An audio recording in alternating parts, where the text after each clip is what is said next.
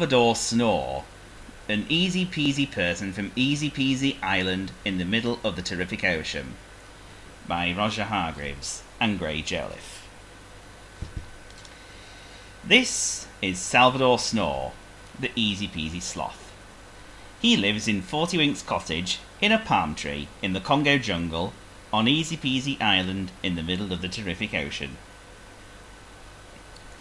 You know that sloths are the laziest animals ever, right? Well, it will come to us no surprise that Salvador Snore is the laziest sloth ever in the whole of Easy-Peasy Island. Why didn't I tell you? Salvador is too lazy to do anything but sleep. He'd rather spend all day in bed. It's his favourite place to be. Me gusta, I like it, he would murmur in his sleep. Our story begins with Salvador asleep in bed, snoring. He went. Then he turned over in his bed and looked at his alarm clock. And it said it was 2:00 p.m. Ay, no me gusta. I don't like that, he grumbled, and turned over to sleep more. I bet you're wondering why Salvador did that, don't you? Well, you see, he woke up earlier than intended. By accident. An hour later, Salvador opened his eyes and looked at the clock. This time it said 3:00 p.m. Me gusta, I like that, he said, and he yawned, stretched, got out of bed, and trudged into his kitchen, still yawning, of course. He sat down at his kitchen table and looked all around it. He noticed that his cookware and dinnerware was in a filthy pile in the sink. He had a pile of dirty laundry in the basket that hadn't been attended to for ages. The windows were dusty and filthy. And as for the leaves outside his house, they'd overgrown so much that he couldn't so much as see anything. And also, his bathroom, bedroom and living room were no better. They were loaded with clothing, towels, empty bottles of shampoo, empty food packets, among other things. I cannot live like this, he said. I need someone to clean my house up. Salvador thought long and hard. He knew that someone as lazy as him couldn't eat off filthy plates, wear filthy clothing, and sleep in an unkempt bed. He didn't even feel like opening his windows either, because he thought that was a hassle. Then he decided to put on his poncho, his trousers, his shoes, and his sombrero, and stumbled out of his house and trudged over to his bamboo lift.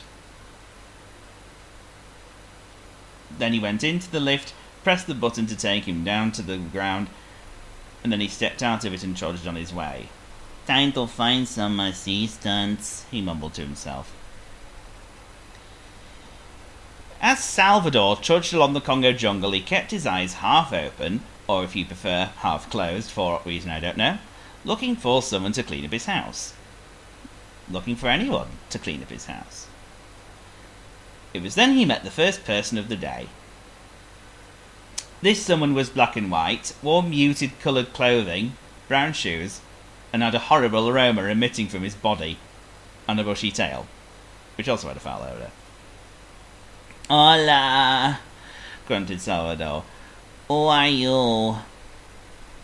Hi, I'm Paul Pong, the messy, smelly, easy-peasy skunk, came the reply. Salvador looked at Paul and had a good long thought. Want to know what he was thinking? This is what was going on in his head at the moment. If someone was called Paul Pong, there's a good chance he would make a person's house very smelly and not worth living in. Salvador then decided to say, Adios, amigo, and trudged on his way. Well, that was new, thought Paul awkwardly. Salvador continued on his arduous journey, well, he thought it was arduous anyway, until he met someone who was slightly light brownish, had dark red hair, white curved horns, brown shoes, red and white striped socks, grey trousers, and a dark blue jumper. And this person was carrying a pot of paint. Hola, mumbled Salvador. Who are you? Hey, I'm Bertram Bleats, the clumsy easy-peasy goat, replied Bertram. And then he tripped over the shoelaces of his, and the paint pot flew up into the air and landed all over him. "Eh, my God!" he groaned. Salvador looked at the state of Bertram. He thought that if Bertram was very clumsy, he would make an even bigger mess than ever. So he said, "Adios, Bertram," and trudged off again. "So that's it? No one's going to help me up?" grumbled Bertram. But nobody was listening. That afternoon, Salvador met all sorts of easy-peasy people. But for one reason or another, none of them were suited to clean up his filthy house. Well, not to him, anyway. He met Patricia Peck, the silly easy-peasy woodpecker. She was taking her pet millipede out for a walk. She was too silly. He met Bernard McBray, the stubborn easy-peasy donkey, who said, "I didn't care about ye," before Salvador even asked him. Trevor Trunk, the very forgetful easy-peasy elephant, couldn't remember what he was doing, or where he was going, or for that matter, who he was going to meet. And Francine Flutter, the talkative easy-peasy butterfly, went on and on and on about stuff that didn't even so much as matter to Salvador. So in the end, Salvador gave up and trudged slowly home. It was dark by the time he got home, and he felt so worn out, he felt like he could just sleep on the ground. But he didn't give up. "I know there is someone out there who can clean me casa. I just know it," he said to himself. It was then that he met someone who he had never seen before in the whole of his life. "Hola," he murmured. "Who are you?" "I'm George Gleason," replied the person. Salvador Snore was delighted.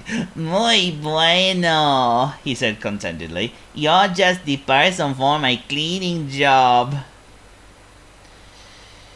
I'm sorry to say that Salvador Snore was wrong. For you see, according to the Easy Peasy Island Census 2024, there has never been any record of anyone going by the name of George Gleason. And the person who claimed to be George Gleason was also wrong himself too. If you can guess who I'm referring to, you're not wrong yourself. For you see, it was Tim Tusk, the easy peasy mammoth. And he made a right tip of Salvador's house. "Oh, thanks again," said Tim. "Good afternoon." And off he went, falling off the front patio and onto the ground. "I'm okay!" he called in a muffled voice, even though he wasn't feeling okay. He had hurt himself. And Salvador was very hurt after seeing his house looking like a tip. And there's one tip that Salvador never forgot, and that is